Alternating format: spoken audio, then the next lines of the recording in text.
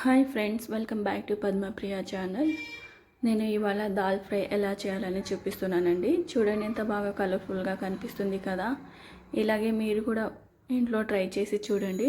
First ఒక cooker తీసుకోవాలి. కుక్కర్లో ఒక హాఫ్ కప్పు శనగపప్పు, తర్వాత ఒక 2 గ్లాస్ కందిపప్పు వేసుకోవాలి. అది బాగా కడుక్కోవాలి. కడిగిన తర్వాత దాంట్లో వాటర్ యాడ్ చేసుకోండి.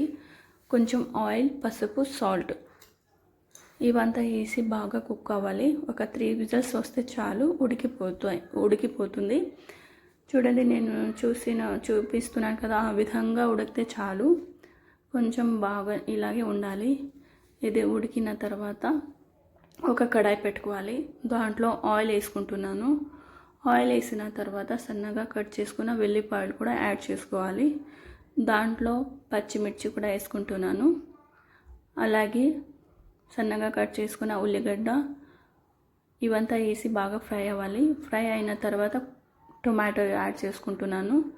సాల్ట్, పసుపు, ధనియా పౌడర్, జీరా పౌడర్ ఇవంతా వేసి కొంచెం కొత్తిమీర కూడా యాడ్ చేసుకోవాలి. ఇవంతా బాగా వేసిన తర్వాత బాగా ఫ్రై అవ్వాలి.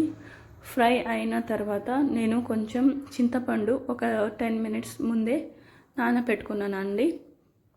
ఒక నిమ్మకాయ సైజ్ అంతా చింతపండు ఉంటే చాలు.